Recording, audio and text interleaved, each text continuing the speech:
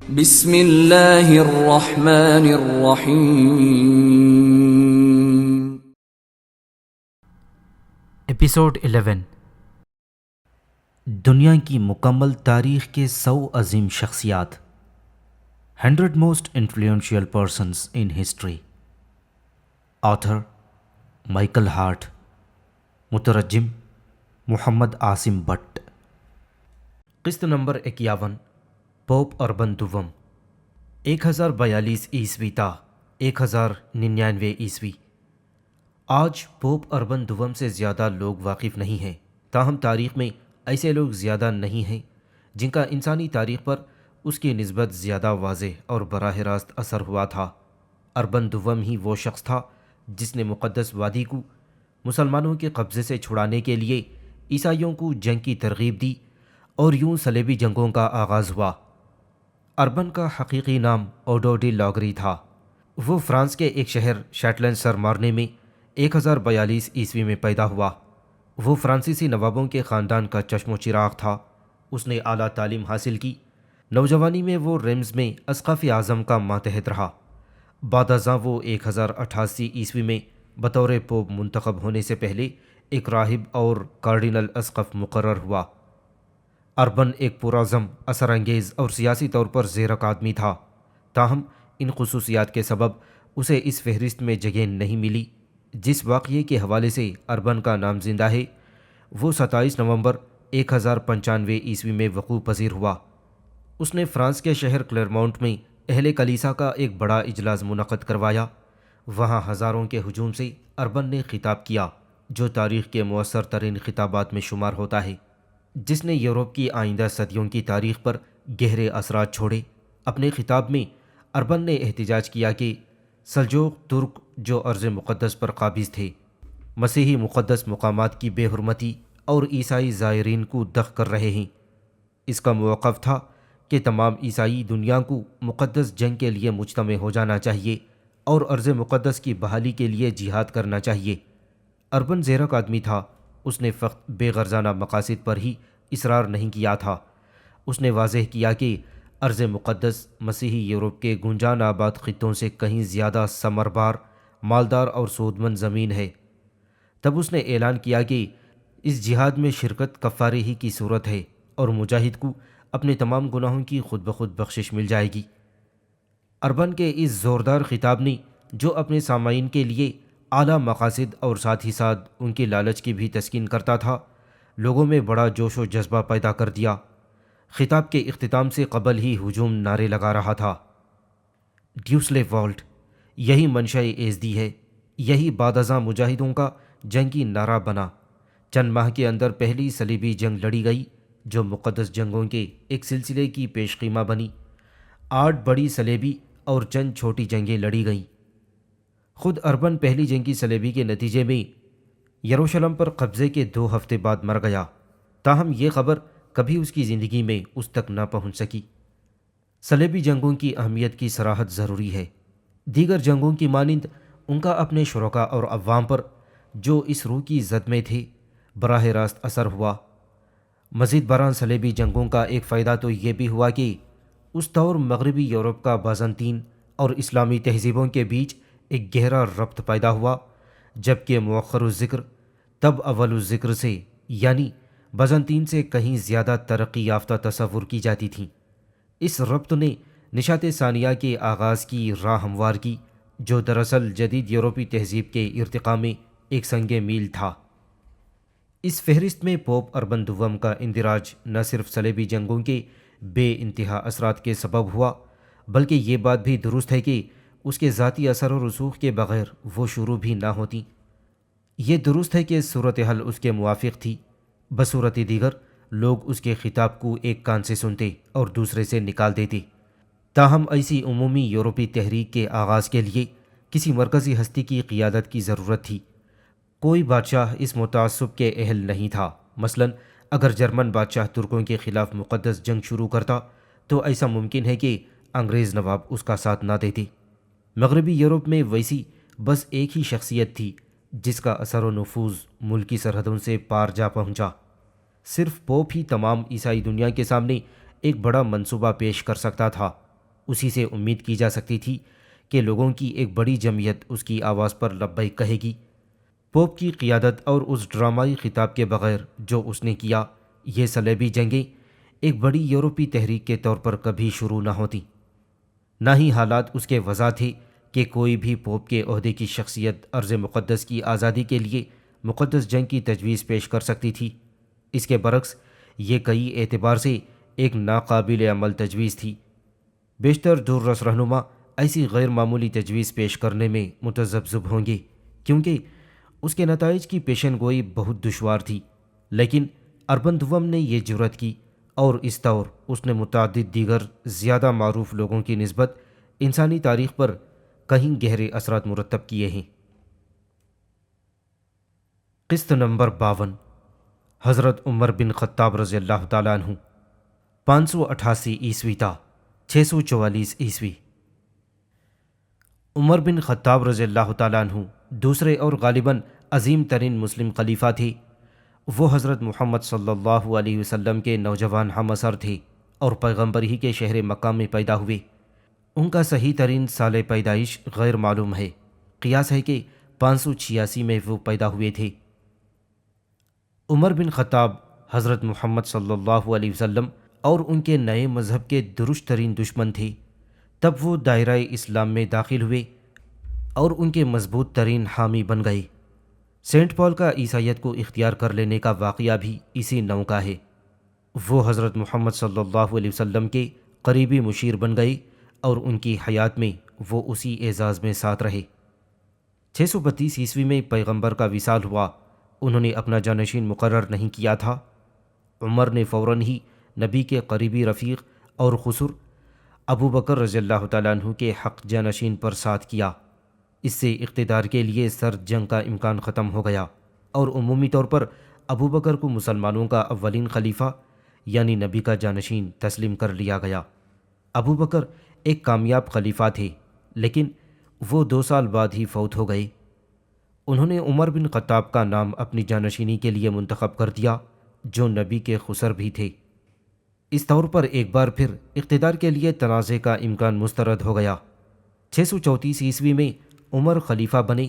یہ حکومت 644 عیسوی تک قائم رہی۔ تب ایک ایرانی غلام نے مدینہ میں انہیں شہید کر دیا۔ اپنے بستر مرگ پر انہوں نے 6 افراد کی ایک مجلس بنانے کی تجویز کی جو ان کے جانشین کا فیصلہ کرے گی۔ یوں ایک بار پھر اقتدار کے حصول کے لیے مسئلہ چپ کلش کا خاتمہ ہو گیا۔ مجلس نے حضرت عثمان رضی اللہ تعالیٰ عنہ کا نام بطور خلیفہ سوم منتخب کیا، جو 644 عیسوی سے 665 عیسوی تک برسر اقتدار رہے۔ حضرت عمر کی 10 سالہ خلافت کے دوران عربوں نے انتہائی اہم فتوحات حاصل کیں۔ عرب فوجیں شام اور فلسطین پر حملہ آور ہوئیں، جو تب بزنطینی سلطنت کا ایک حصہ تھے۔ 636 عیسوی میں جنگ یرموک میں عربوں نے بزنطینی فوجوں کو شکست فاش دی۔ اسی سال دمشق فتح ہوا اور 2 سال بعد یروشلم بھی عرب قلمرو میں شامل ہو گیا۔ 664 تک عربوں نے تمام فلسطین اور شام کو اپنا موتی بنا لیا تھا اور ترکی کی طرف پیش قدمی کر رہے تھے۔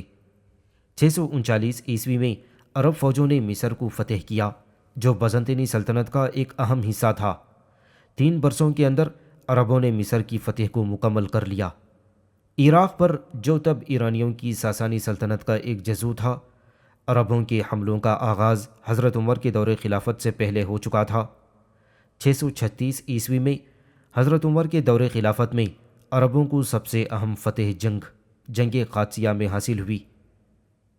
641 عیسوی تک تمام عراق عرب قلمرو کا حصہ بن چکا تھا۔ یہی نہیں، عربوں نے ایران پر یورش کی اور آخری ساسانی شہنشاہ کی فوجوں کو فیصلہ کن مات دی۔ 644 عیسوی میں عمر کی وفات تک مغربی ایران کا بیشتر حصہ عرب فتح کر چکے تھے۔ تاہم حضرت عمر کی وفات نے عرب فوجوں کی فتوحات کی رفتار پر کوئی اثر نہ ڈالا۔ مشرق میں انہوں نے تھوڑے ہی عرصے میں ایران کی فتح مکمل کی، جبکہ مغرب میں وہ شمالی افریقہ تک آگے بڑھے۔ جس قدر حضرت عمر کی فتوحات اہم ہیں، اسی قدر ان کی برقراری بھی۔ ایران کی آبادی کا بیشتر حصہ اگرچہ دائرہ اسلام میں داخل ہوا، لیکن علی الآخر انہوں نے عرب غلامی سے آزادی حاصل کی۔ تاہم شام، عراق اور مصر ایسا نہیں کر سکے۔ وہ اکثر عرب تہذیب میں ڈھل گئی اور ہنوز یہی صورتحال قائم رہی۔ بلا شبہ حضرت عمر کو اس عظیم سلطنت کا انتظام سنبھالنے کے لیے جو ان کی فوجوں نے فتح کی تھی، خاص حکمت عملیاں وضع کرنا پڑی تھیں۔ انہوں نے فیصلہ کیا کہ ان مفتوحہ علاقوں میں عرب خاص عسکری رعایات کے ساتھ رہی ہیں، اور یہ کہ ان کا قیام مقامی لوگوں سے علیحدہ فوجی شہروں میں ہوگا، جبکہ مفتوحہ لوگ مسلمانوں کو، جو بیشتر عرب ہی تھے، جزیہ ادا کریں گے اور انہیں پرامن حالات میں رہنے دیا جائے گا۔ خاص طور پر انہیں قطعاً جبراً مسلمان بنانے کی کوشش نہیں کی جائے گی۔ ان اقدامات سے یہ امر متشرع ہے کہ عرب فتوحات مقدس جنگ کے بجائے ایک قومیت پرستانہ جذبے کے تحت لڑی گئی جنگوں کا نتیجہ تھیں، ہر چند کہ اس سارے عمل میں مذہبی عنصر کو نظر انداز نہیں کیا جا سکتا۔ حضرت عمر کی کامیابیاں مؤثر ثابت ہوئیں۔ حضرت محمد صلی اللہ علیہ وسلم کے بعد فروغ اسلام میں حضرت عمر کا نام نہایت اہم ہے۔ ان سریع رفتار فتوحات کے بغیر شاید آج اسلام کا پھیلاؤ اس قدر ممکن نہ ہوتا۔ مزید برآں ان کے دور میں مفتوح ہونے والے علاقوں میں سے بیشتر عرب تمدن ہی کا حصہ بن گئے۔ ظاہر ہے کہ ان تمام کامیابیوں کا اصل محرک تو حضرت محمد صلی اللہ علیہ وسلم ہی تھے، لیکن اس میں حضرت عمر کے حصے سے صرف نظر کرنا بھی ایک بڑی غلطی ہوگی۔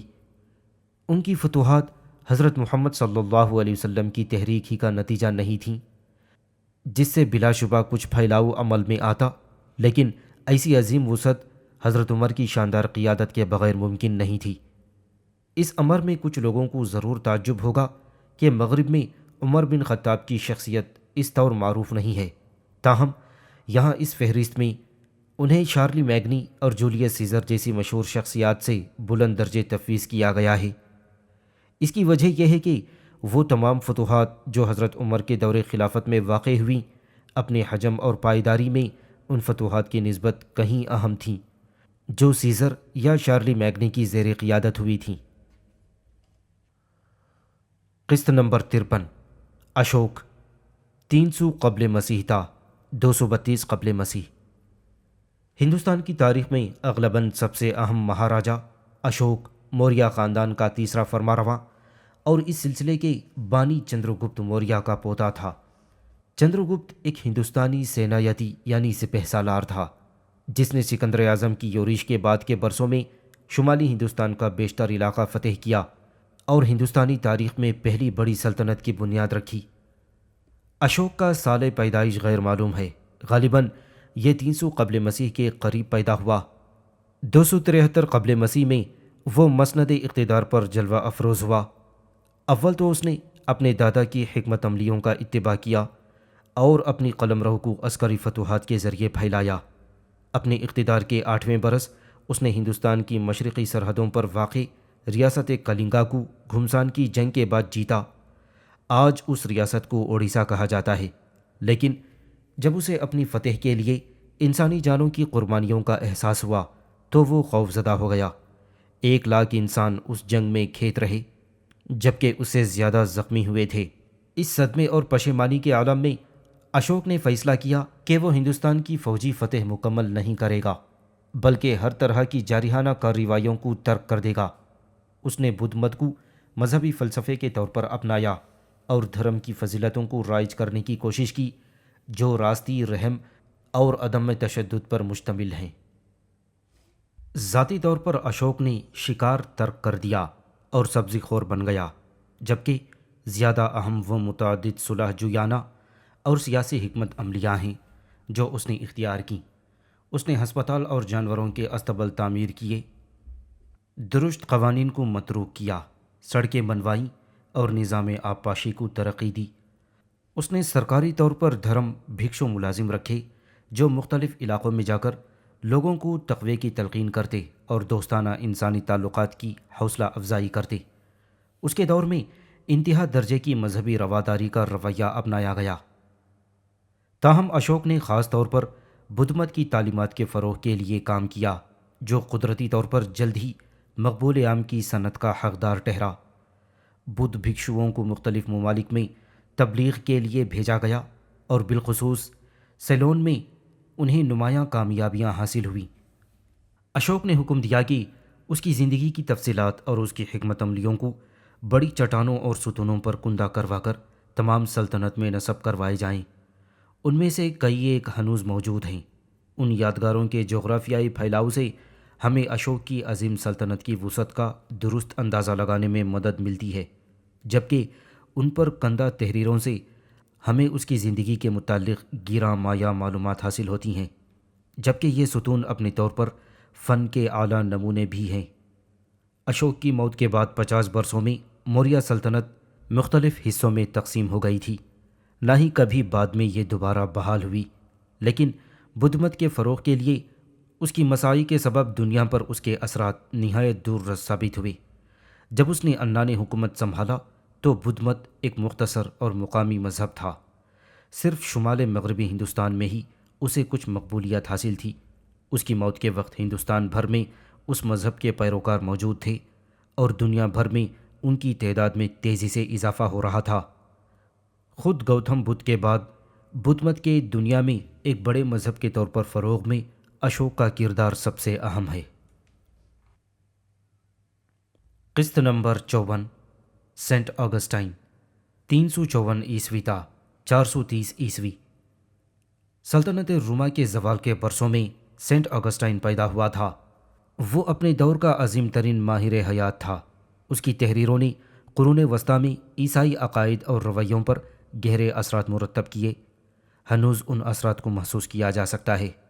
354 عیسوی میں آگسٹائن بڑے ساحلی قصبے جس کا نام یو ہے اور موجودہ نام انابا، اس سے قریب 45 میل کی دوری پر ایک قصبہ تگاسٹا جو الجیریا میں واقع ہے اور سوک احراز کہلاتا ہے، اس قصبے میں پیدا ہوا، اور اس کا باپ بت پرست تھا جبکہ والدہ ایک کٹر عیسائی تھی۔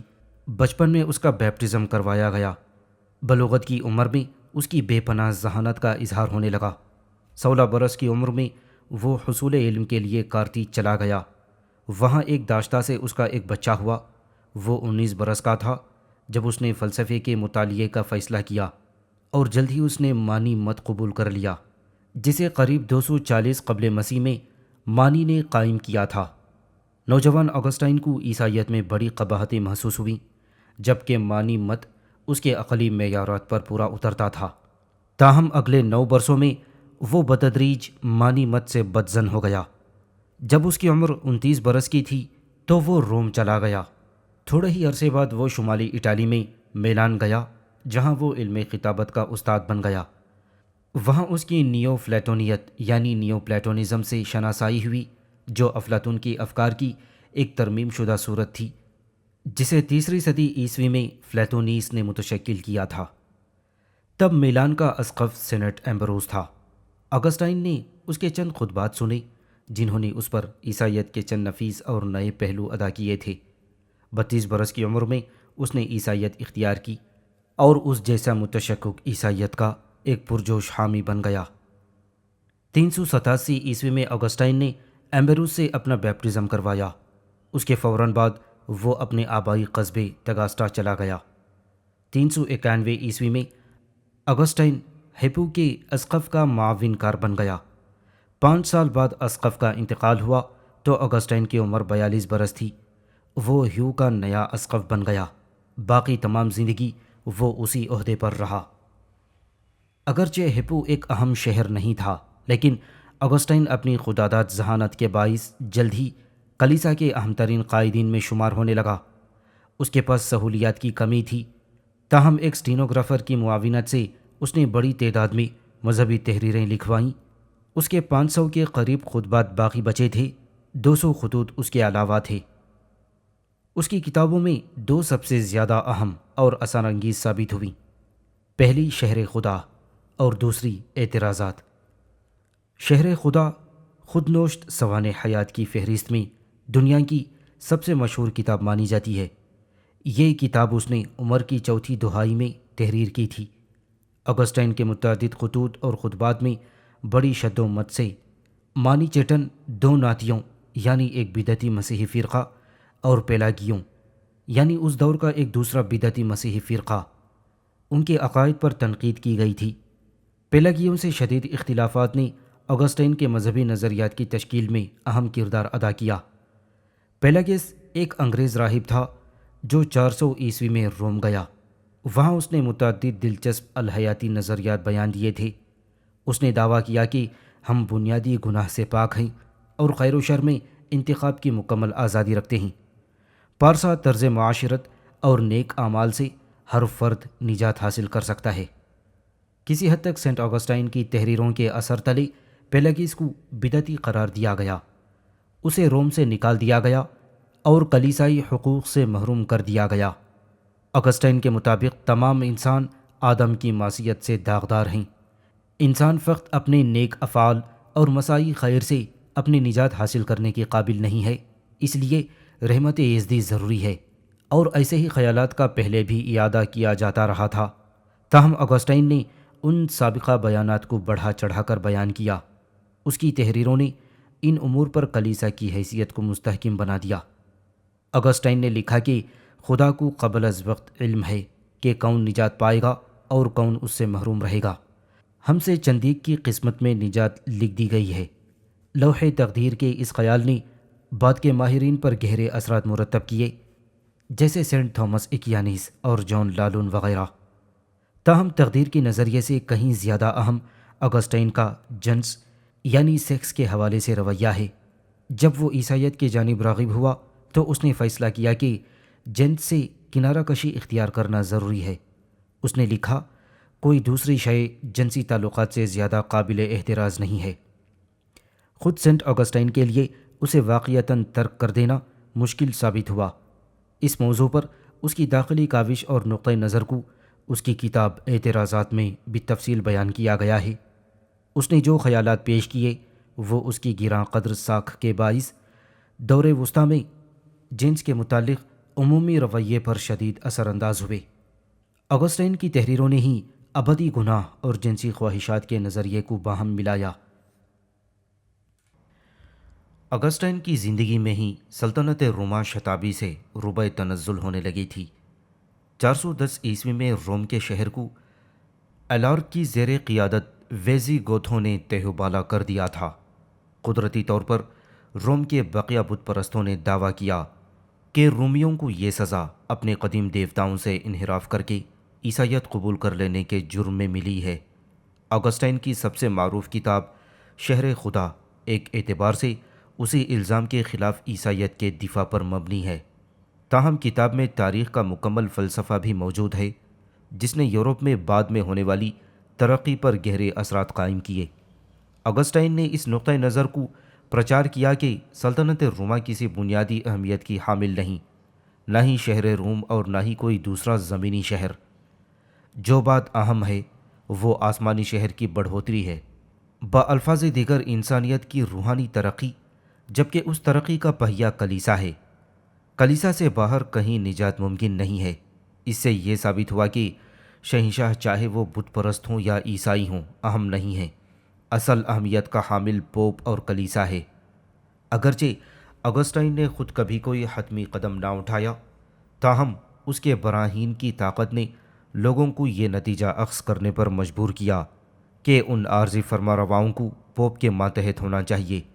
دور وسطیٰ کے پوپ یہ نتیجہ اخذ کر کے خوش ہو رہے، جبکہ انہی خیالات نے بعد ازاں کلیسا اور ریاست کے بیچ طویل تنازعات برپا کیے، جن سے کئی صدیوں تک یورپی تاریخ آلودہ رہی۔ آگسٹائن کی تحریروں نے یونانی فلسفے کے چند پہلوؤں کو دور وسطیٰ کے یورپ میں سرایت کر جانے کا موقع دیا۔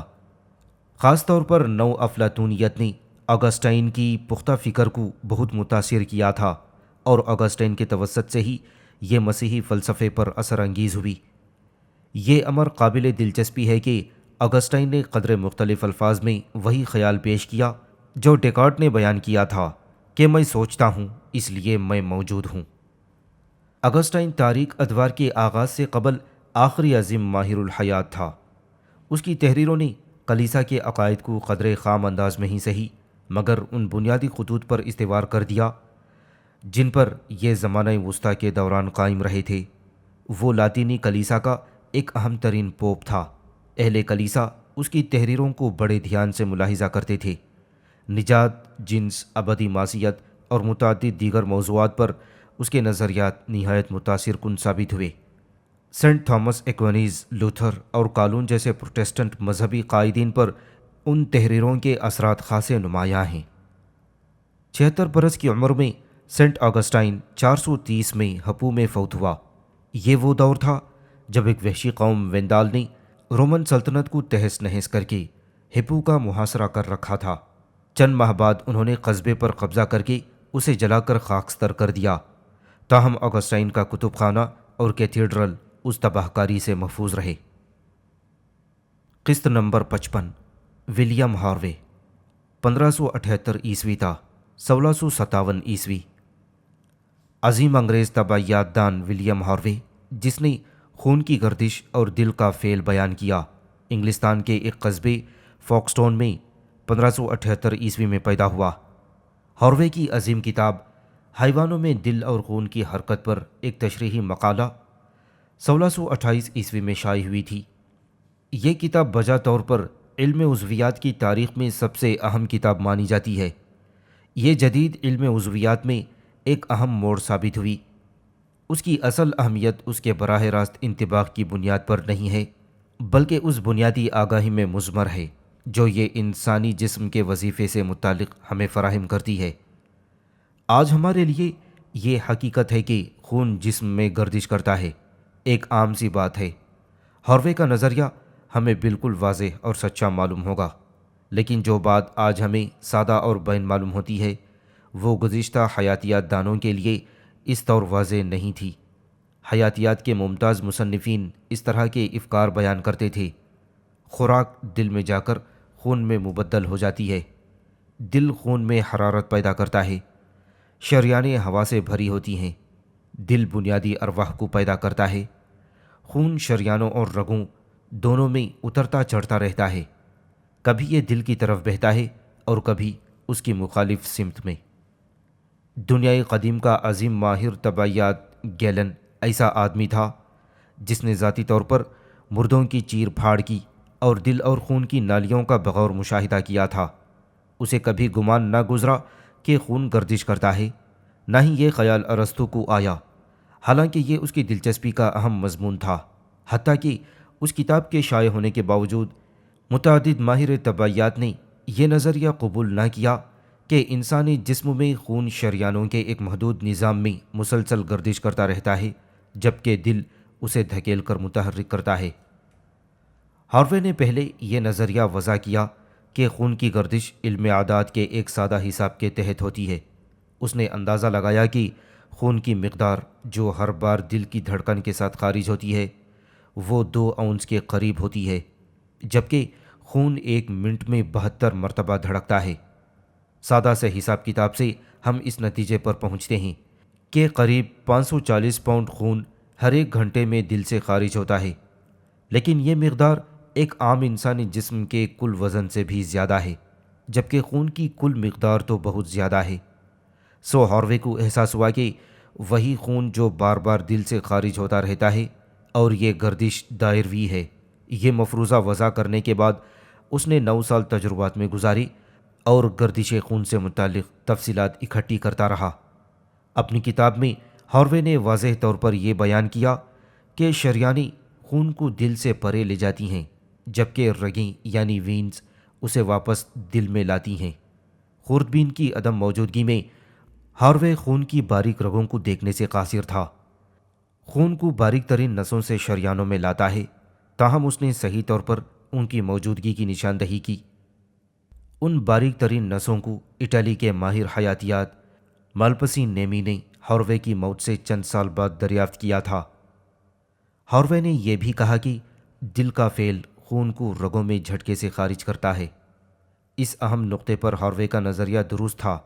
مزید یہ کہ اس نے تجرباتی شواہد کا ایک طومار کھڑا کر دیا اور اپنے نظریے کے دفاع کے لیے براہین کا دفتر کھول دیا تھا۔ ابتداً اس نظریے کی شدید مخالفت ہوئی اس کی زندگی کے آخری برسوں میں، البتہ پھر اسے مان لیا گیا۔ ہاروے نے علم جنین یعنی ایمبریولوجی پر بھی کام کیا، جو دوران خون سے متعلق اس کی تحقیقات کی نسبت کم اہم ہے، تاہم وہ غیر اہم نہیں ہے۔ وہ ایک محتاط محقق تھا اور اس کی کتاب حیوانیات کے عمل تولید پر ایک نظر 1651 عیسوی میں شائع ہوئی۔ اس نے حقیقی معنوں میں جدید علم جنین یعنی ایمبریولوجی کا آغاز کیا۔ ارسطو ہی کی مانند جس سے ہاروے بہت متاثر تھا، اس نے قبل از تجربہ تشکیل سازی کی مخالفت کی۔ اس مفروضے کے مطابق ایک جنین یعنی ایمبریو اپنے ابتدائی مراحل میں بھی اسی مکمل ڈھانچے کا حامل ہوتا ہے جو بالغ انسان میں دیکھا جا سکتا ہے، البتہ یہ نہایت کم تر درجے پر ہوتا ہے۔ ہاروے نے بجا طور پر یہ دعویٰ کیا کہ ایک جنین کا حتمی ڈھانچہ بتدریج ارتقا پذیر ہوتا ہے۔ ہاروے نے ایک دراز، دلچسپ اور کامیاب زندگی گزاری۔ نوجوانی میں اس نے کیمبرج یونیورسٹی کے کائس کالج میں داخلہ لیا۔ 1600 ہجری میں وہ طب کی تعلیم کے حصول کے لیے اٹالی میں پیڈوا یونیورسٹی میں داخل ہوا، جو اس دور کا بہترین طب کا ادارہ مانا جاتا تھا۔ یہ امر قابل غور ہے کہ اس دور میں گیلیلیو اسی یونیورسٹی میں استاد تھا۔ یہ معلوم نہیں ہو سکا کہ ان دونوں کی کبھی باہم ملاقات ہوئی تھی یا نہیں۔ 1602 عیسوی میں ہاروے نے پیڈوا یونیورسٹی سے طب میں ڈگری حاصل کی، پھر وہ انگلستان واپس آیا، جہاں اس نے ماہر طبیعیات کے طور پر ایک طویل اور کامیاب زندگی گزاری۔ اس کے مریضوں میں انگلستان کے بادشاہ جیمز اول اور چارلز اول اور ممتاز فلسفی فرانس بیکن جیسے لوگ شامل تھے۔ ہاروے نے لندن میں کالج آف فزیشنرز میں علم تشریح الابدان پر لیکچر دیے اور وہ اس کالج کا ایک بار صدر بھی منتخب ہوا۔ اس نے خود ہی اپنے عہدے سے استعفیٰ دیا۔ مزید برآں وہ لندن میں سینٹ بارتھولومیوز ہاسپٹل میں برس ہا برس تک چیف فزیشین کے طور پر کام کرتا رہا۔ جب 1628 عیسوی میں دوران خون پر اس کی کتاب شائع ہوئی تو وہ یورپ بھر میں مقبول ہو گیا۔ ہاروے نے شادی کی مگر اس کی کوئی اولاد نہ ہوئی۔ 1657 عیسوی میں وہ 89 برس کی عمر میں لندن میں فوت ہوا۔